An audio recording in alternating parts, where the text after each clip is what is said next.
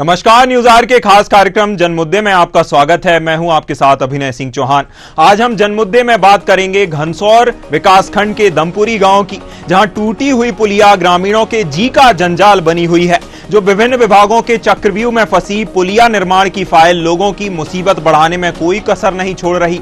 जहां बच्चे उफनते हुए बरसती नाले को पार करते हुए स्कूल जाने को विवश हैं। इतना ही नहीं, स्कूल पहुंच पाना भी मौसम की मेहरबानी और पानी के बहाव पर निर्भर करता है। क्या है पूरा मामला, जानेंगे, लेकिन पहले नजर डालते हैं ग्राफिक्स पर।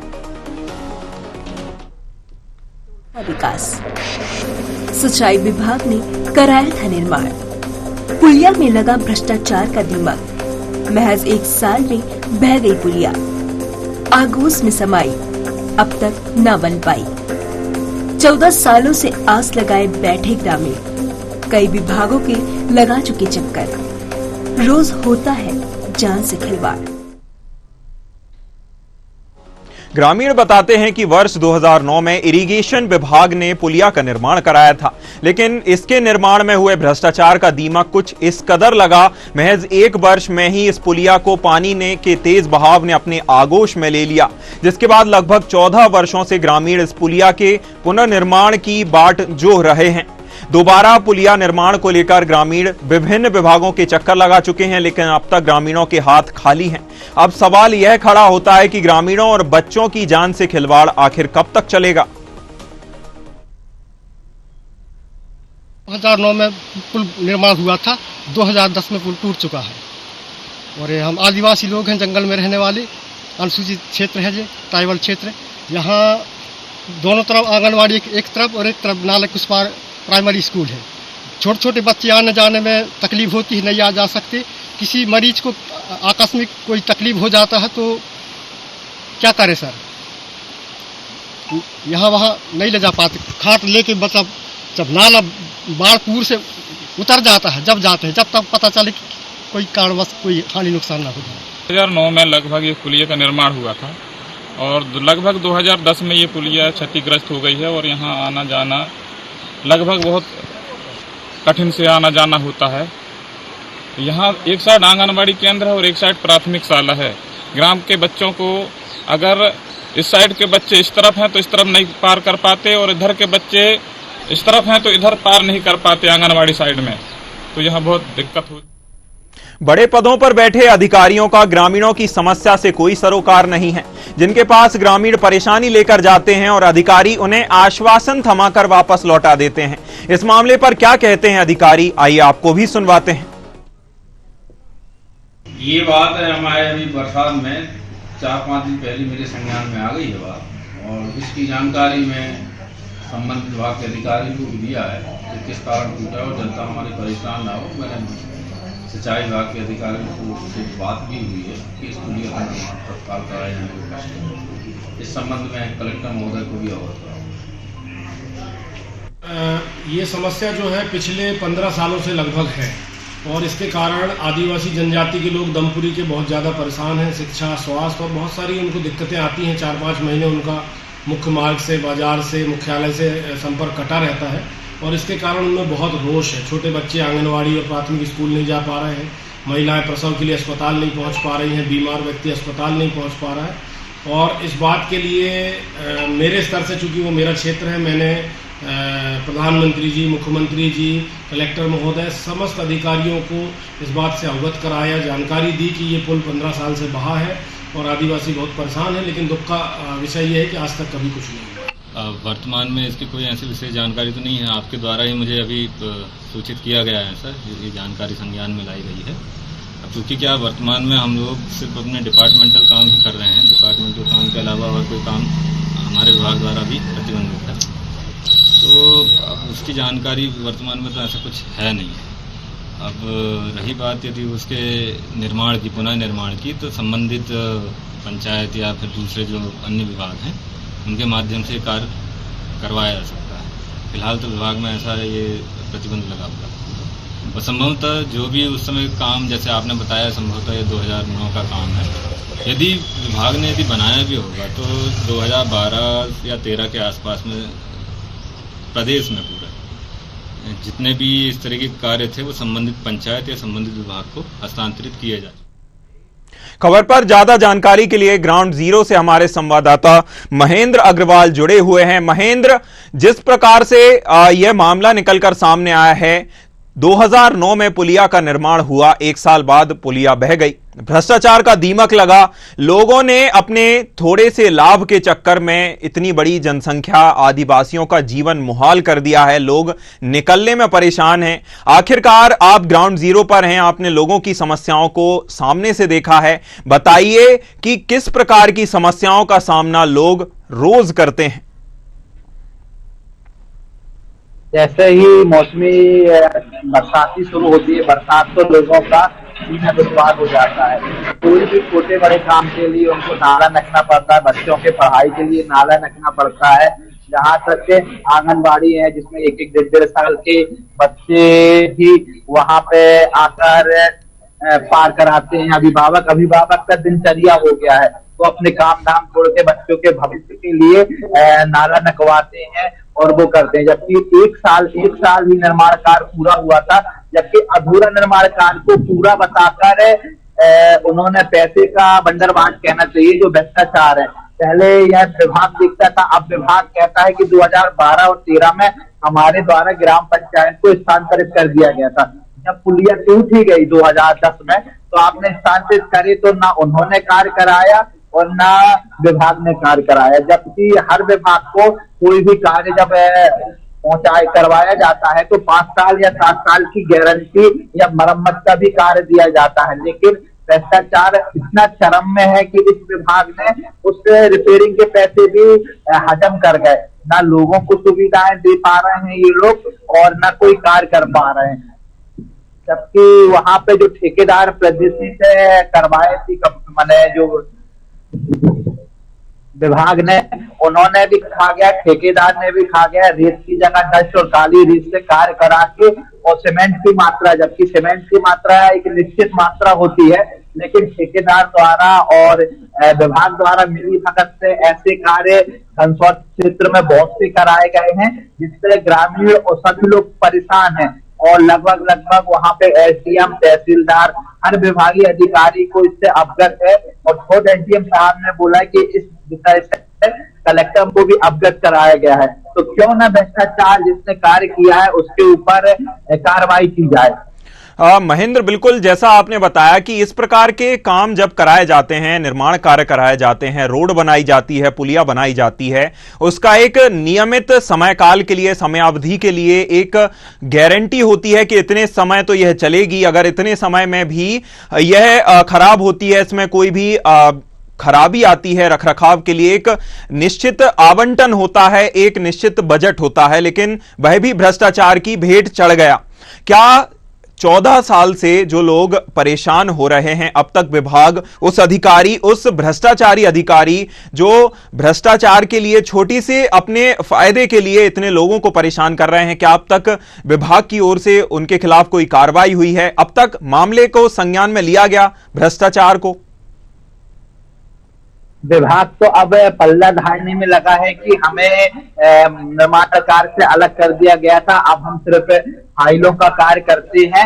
2009 से 2010 के बीच में, 12 के बीच के बाद इनको विभाग को यह काम से अलग कर दिया गया था। भ्रष्टाचार अधिकारी तो खाके ढकाल लेके फुर्सत हो गए हैं, लेकिन ग्रामीण परेशान है। और रही बात कि हर कार्य के लिए एक आवंटित, मतलब जो राशि जैसे 15 से 20 लाख या 30 लाख रुपए अनुमानित स्वीकृत हुई होगी, तो उसके 20% या 10% इसके लिए रिपेयरिंग, और भविष्य में अगर गड़बड़ बनती है तो उसके लिए ठेकेदार या फिर विभाग का पैसा रोका जाता है, जिससे उस कार्य को पूरा करा सके। लेकिन ऐसा लग रहा है कि जो 8, 9, 10 साल के बीच में विभाग और ठेकेदार ने मिली भगत है, उस पैसे को भी कागजों में दर्शा दिया होगा कि हमने इसकी रिपेयरिंग कराई है। बिल्कुल, जिस प्रकार से अधूरे काम को, जैसा आपने बताया कि पूरा दिखाकर इसके राशि का आहरण कर लिया गया एक तरफ अधिकारियों की ओर से, क्या उस समय कोई जो तत्कालीन सरपंच सचिव थे, उस ग्राम पंचायत के तत्कालीन अधिकारी थे जो इरिगेशन, जैसा कि सिंचाई विभाग ने इसका निर्माण कराया, लेकिन जब उस ग्राम पंचायत के जो तत्कालीन सरपंच सचिव थे उनकी ओर से कोई मांग नहीं उठाई गई कि 1 साल बाद ही यह क्षतिग्रस्त हो गई, पुलिया बह ही गई है पानी में? हम लोग आज जीरो रिपोर्ट में वहां पर पहुंचे थे जब हमने स्थितियां देखी और जब हमारे सामने भ्रष्टाचार आया। इससे पहले तो यह मामला दबा हुआ था, मालूम होने के बाद भी देखकर अनदेखा किया जा रहा था। हमने जमीन का मुद्दा उठाया है तो हम यह सोचते हैं कि यह बात ऊपर तक अधिकारी सुने और इस बात को देख कैसे जमीनी स्तर में भ्रष्टाचार हो जाता है और 4-8 साल तक दबाया रहा है, ऐसा कब तक चलेगा? बिल्कुल महेंद्र, 14 साल कोई छोटा मोटा समय नहीं होता, बहुत बड़ा समय काल बीत गया है। अब तक जो स्थिति 2009 से पहले थी वही स्थिति अब भी बनी हुई है। सरकार बड़े से बड़े दावे करती है कि हम विकास कर रहे हैं। अगर उस सरकार तो अपना प्रयास कर ही रही है, उन्हें एक राशि आवंटित की गई, लेकिन उसमें अधिकारियों ने ही जो बंदरबाट कर दिया। जब से मध्य प्रदेश में, तब से जैसा कि अधिकारी अपना पल्ला झाड़ते हैं कि अब हमारे पास वह नहीं है। क्या ग्राम पंचायत की ओर से मांगें नहीं उठाई गई कि इस पुलिया का निर्माण कराया जाना है, चेक डैम का निर्माण कराया जाना है, चूंकि अब यह कार्य ग्राम पंचायत के अधीन ही आते हैं? क्या है, बहुत बड़ा अंतराल इसका 14 साल का निकल गया है। सरकार की नजरों में वहां पे पुल बना हुआ है तो वहां पर जब वो पुल आधा ही बह गया है के लिए महेंद्र, क्या आप यह कहना चाहते हैं कि कागजों में वह पुल बना हुआ है जबकि अब तक पुल बह चुका है? असल में पुल बह चुका है, लेकिन आप यह कहना चाहते हैं कि कागजों में पुल को दर्शाया जा रहा है कि वह यथास्थिति पर है? बिल्कुल बिल्कुल, जबकि 8 साल हो गया है। माने उसकी जो डेडलाइन होती है, जैसे कोई रूल आते हैं या पुल है तो इसमें 7 या 10 साल का इसका पीरियड रखते हैं कि इतने साल चलेगी। जब 14 साल बीत गए हैं तो उसकी डेडलाइन खत्म भी हो गई है। अब सरकार को दूसरी पुलिया के लिए फिर से स्वीकृति मिल सकती है, लेकिन वो जो 14 साल ग्रामीणों ने दुख और कहना चाहिए परेशानी भोगी है भ्रष्टाचार के कारण, इसकी जांच कब होगी?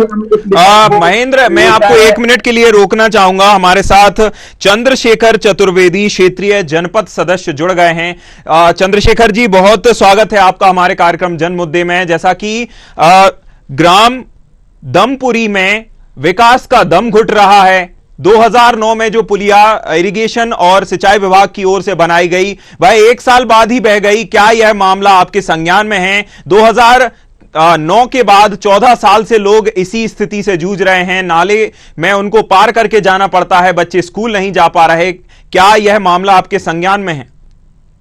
हाँ नमस्कार, मैं आपके सभी व्यूअर्स को भी नमस्कार कर रहा हूँ जी। और ये बड़ा ही दुखद पहलू है आदरणीय जी। ये आदिवासी क्षेत्र है, आदिवासी अधिसूचित क्षेत्र है। मध्य प्रदेश के जो 89 विकास खंड जो आदिवासी अधिसूचित है 5वीं अनुसूची के, उन विकास खंडों में घनसौर एक है जी। और ये जो दमपुरी गांव है विशुद्ध रूप से आदिवासी गांव है, दूरस्थ गांव है, जिसकी जिला मुख्यालय से दूरी लगभग 140 किलोमीटर है सीधी से, और घनसौर जो तहसील मुख्यालय है उससे भी दूरी इसकी 35-40 किलोमीटर है जी। और बड़े दुख का विषय है कि ये जो पहाड़ी नाला गांव के बीच में से बहकर जाता है, किसी जमाने में जैसा ग्रामीणों ने बताया जी। मैं तो अभी वहाँ पिछले 2 साल से वहाँ का जनपद सदस्य हूँ उस क्षेत्र से जी। तो मुझे ग्रामीणों ने बताया कि 2009 में वहाँ सिंचाई विभाग के कोई अमूल्य जी सब इंजीनियर थे, उनकी देखरेख में ये पुल बना था जी। और 1 साल बाद ये पुल बह गया। तब से श्रीमान जी ये वहाँ की जनता इस पुल के कारण बड़ी तकलीफ में है। जैसा गाँव वालों ने मुझे बताया कि लोग, अगर कोई महिला, गर्भवती महिला अगर प्रसव के लिए उसको अस्पताल जाना है झटकी के लिए, तो उसको खटिया में लेके इंतजार किया जाता है। अगर बारिश का महीना है, जब बाढ़ का पानी उतर जाए तब उसको खटिया में पार कराया जाता है और उस तरफ कोई एम्बुलेंस या कोई वाहन से उस महिला को अस्पताल पहुंचाया जाता है। कई ऐसी मौतें हो गई गाँव में कि नाला में बाढ़ का पानी ज्यादा है, लोग निकल नहीं पाए और उनको समय पे स्वास्थ्य सुविधाएं नहीं मिल पाई। इस वजह से गांव में कई दुर्घटनाएं हो गई। बड़ा ही दुख का विषय है। और कहीं ना कहीं ये जो 9-10 साल से ये जो पुलिया फूटी हुई है, 12-14 साल से पुलिया जो फूटी हुई है, विकास की पोल खोलती है। जी। ये विकास की सच्चाई है कि ये विकास हुआ है ग्रामीण क्षेत्रों में और ये विकास है आदिवासियों का मध्य प्रदेश। जी चंद्रशेखर जी, जैसा कि सरकार की ओर से दावा किया जाता है कि हम आदिवासियों को बढ़ावा दे रहे हैं, उनके लिए जितनी सुख सुविधाएं हम उपलब्ध करा सकते हैं, आदिवासियों के लिए प्राथमिकता दी जाती है सुख सुविधाएं देने के लिए, लेकिन आज भी ऐसी स्थिति है कि जहां अगर कोई बीमार पड़ जाता है, छोटी मोटी बीमारी तो छोड़िए, अगर कोई गंभीर बीमार है तो उसको ले जाने के लिए भी अस्पताल नहीं ले जा पाता। चंद्रशेखर जी, मैं आपको 1 मिनट के लिए रोकना चाहूंगा, आप मेरे साथ बने रहिए। हमारे साथ जल संसाधन विभाग के ई साहब जुड़ गए हैं। बीसी चौधरी जी हमारे साथ जुड़ गए हैं। बीसी जी, बहुत स्वागत है आपका हमारे कार्यक्रम जन मुद्दे में। जैसा कि ग्राम दमपुरी में लोगों को आज भी अपने मौसम के मेहरबानी पर और पानी देखकर जाना पड़ता है कि हम अपना इलाज कराएं ना कराएं, चाहे कितने भी गंभीर बीमार हो, कितनी भी उनको परेशानी झेलनी पड़े। बच्चे आज भी नाले को पार कर, बहते हुए नाले को पार कर अपने जाने के लिए विवश हैं। ऐसे में लोग क्या करें भाई, किसके पास जाएं? ग्रामीण विभागों के चक्कर लगा कर परेशान है। चूंकि यह जो पुल था वह आपकी ओर से पुलिया बनाई गई थी जल संसाधन विभाग की ओर से 2009 में, लेकिन अब तक उसका किसी ने ना तो रखरखाव किया, ना ही अब तक किसी ने ध्यान दिया है। क्या यह मामला आपके संज्ञान में है, विश्व विकास चौधरी जी?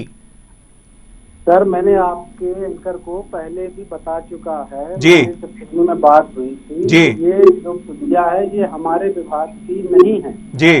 बहुत अच्छे से बताया था, समझाया भी था कि सर ये पुलिया एक समय जब कलेक्टर सेक्टर का काम चलता रहा होगा तो किसी ने बनाई होगी, पर ये विभाग के ज्यूरिडिक्शन में नहीं आती है। जी। तो पंचायत के ज्यूरिडिक्शन में आएगी या आरएस के ज्यूरिडिक्शन में आएगी? बीसी जी, आप क्या यह कहना चाहते हैं कि अब यह आपके ज्यूरिडिक्शन में नहीं आती है? 2014-2013 से पहले आती थी? नहीं, क्या होता था पहले जब एजेंसी इंजीनियर हमारे यहाँ होते थे जी, इंजीनियर जाके जरूर काम करते थे, पर वो विभाग द्वारा नहीं बनाई गई थी जी।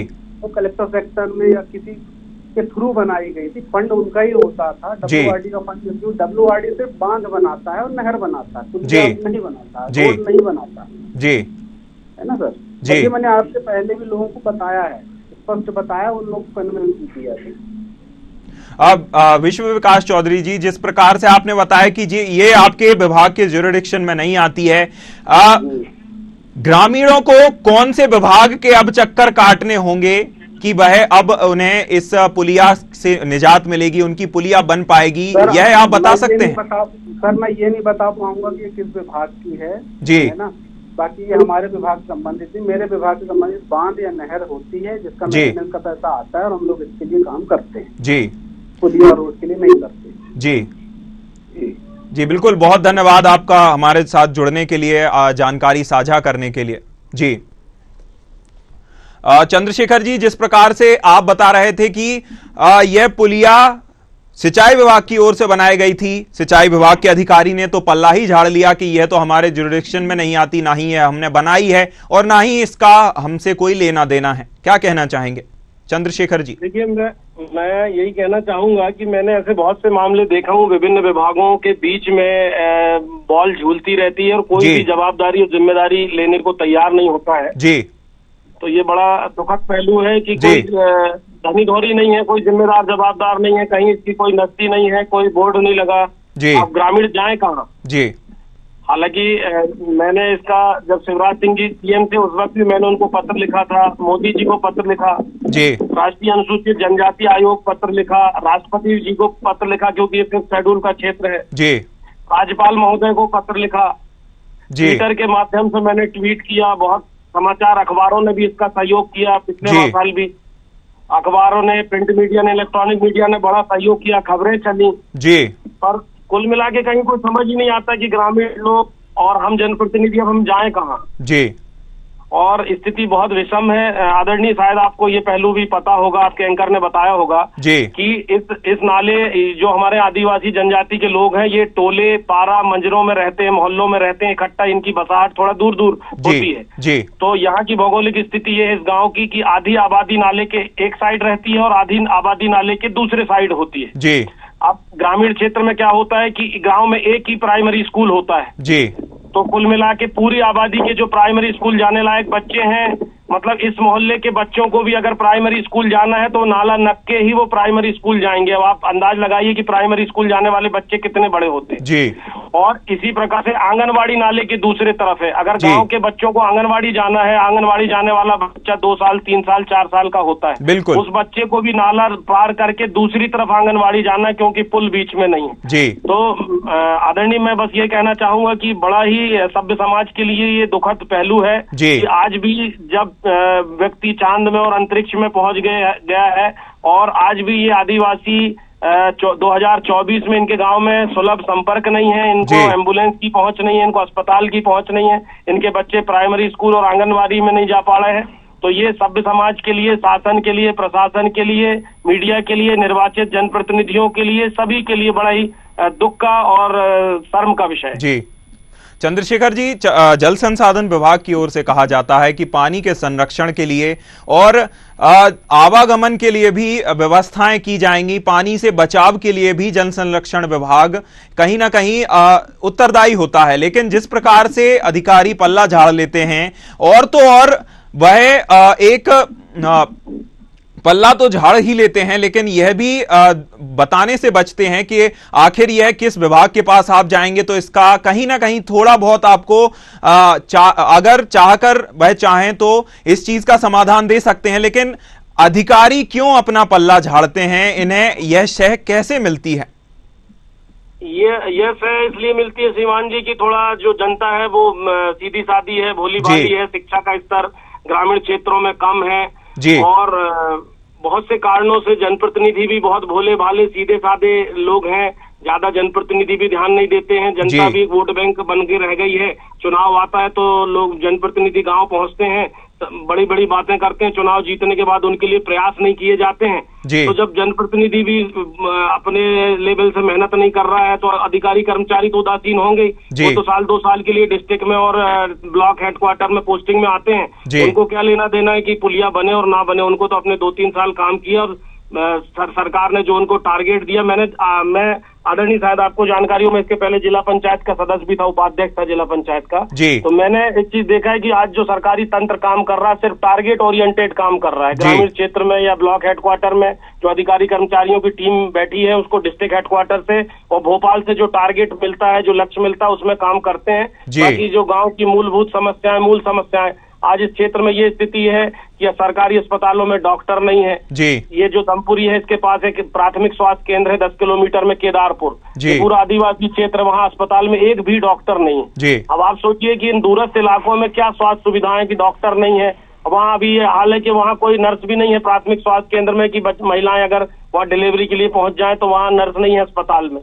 तो बड़ी अव्यवस्थाएं हैं, कोई धनी धोरी नहीं है, कोई जवाबदार नहीं है। चिट्ठी पत्री, मैंने आपको बताऊं कि 2 साल पहले जनपद की सामान्य सभा में इस बात का प्रस्ताव लिया कि ये जो पुल टूटा हुआ है इसको जनपद की, जो जनपद में बाकायदा मनरेगा की पूरी टीम है, एसडीओ है, मुख्यमंत्री है, कि ये लोग जाएं और वहां जाकर इसका पुल का सर्वे करें, पुल की डीपीआर तैयार करें और मनरेगा से या किसी भी हेड से इसको पुल का निर्माण कराएं। पर आपको सुन के आश्चर्य होगा कि आज तक जनपद का कोई एसडीओ, कोई एई वहां देखने तक नहीं गया। तो कुल मिला के पूरा सिस्टम ऐसा बना बैठा है। मैं आपको ध्यान इस तरफ भी आकर्षित करना चाहता हूं कि रोजगार गारंटी योजना 2006 से चल रही है पूरे देश में। अरबों रुपए के काम, ज्यादा नहीं होगा तो 100 करोड़ रुपए के काम घनसौर ब्लॉक की 77 पंचायत में हो गए होंगे 2006 से लेके 2024 के बीच में। क्या ये जरूरी पुलिया नहीं बनाई जा सकती थी मनरेगा से? तो चंद्रशेखर जी, सिस्टम ही ऐसा है कि कोई जिम्मेदारी जवाबदारी लेने को काम तैयार नहीं है, किसी को कोई मतलब नहीं है, जैसा चल रहा है चल रहा है। भगवान भरोसे इन आदिवासी परिवारों की जिंदगियां हैं। और कभी भी कोई श्रीमान जी दुर्घटना वहां पे हो सकती है। उस नाले में कभी भी कोई बड़ी दुर्घटना हो सकती है। चंद्रशेखर जी, आपने बताया कि आप लंबे समय से क्षेत्र में जनप्रतिनिधि रहे हैं, जनपद जिला पंचायत सदस्य भी रहे हैं, जैसा कि आपने कहा। आपने जब इन मांगों को जनप्रतिनिधियों के सामने ही या अधिकारियों के सामने जब भी रखा, प्रस्ताव रखा, आपको क्या कहकर मामले को टालने का प्रयास किया जाता है? देखिए, टालने का प्रयास तो ऐसा है कि पंचायती राज सिस्टम पूरा मध्य प्रदेश में ठप बैठा है जी। मैं पंचायती राज को बहुत अंत तक समझा हूँ। पंचायती राज व्यवस्था सिर्फ नाम मात्र के लिए है। वैसे तो पंचायती राज जो संस्थाएं उनका महत्व जैसी विधानसभा का महत्व है, लोकसभा का जैसा महत्व है, वैसे ही महत्व पंचायती राज संस्थाओं का है। चंद्रशेखर जी, और 73वें संविधान संशोधन में पंचायती राज संस्थाएं बनी। चंद्रशेखर जी, मैं आपको 1 मिनट के लिए रोकना चाहूंगा। हमारे साथ जो समस्याओं से दो चार रोज ही हो रहे हैं कि ग्रामीण जुड़े हुए हैं, महेश विश्वकर्मा जी जुड़े हुए हैं। महेश जी, बहुत स्वागत है आपका हमारे कार्यक्रम जनमुद्दे में। जैसा कि आप रोज के रोज आवागमन में नाले को पार करके जा रहे हैं, अगर तेज बहाव है तो आप नाला ही पार नहीं कर सकते, कोई जरूरी काम से नहीं जा सकते, ना ही अपनी रोजी रोटी कमाने जा सकते हैं। किन समस्याओं का सामना आप कर रहे हैं और कैसे इस समस्या से निजात मिल पाएगा? आप किस अधिकारी के पास अब तक गए हैं समस्याओं को लेकर? जी, 2009 में बना था सर पुलिया जी, और 10 में टूट गया है जी। तो पूरा बाहर आ जाता है तो पूरा गांव से आवागमन का साधन टोटल बंद हो जाता है सर जी। एक साइड आंगनवाड़ी है, बीच में पुल बना है और दूसरे साइड में प्राथमिक शाला है जी।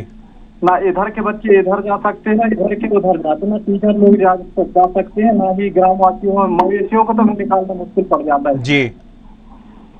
सर, हम 14 साल से झेल रहे हैं कि समस्या किसी दिन वो पता घटना हो जाता है तो बहुत दुखदायक होगा जी।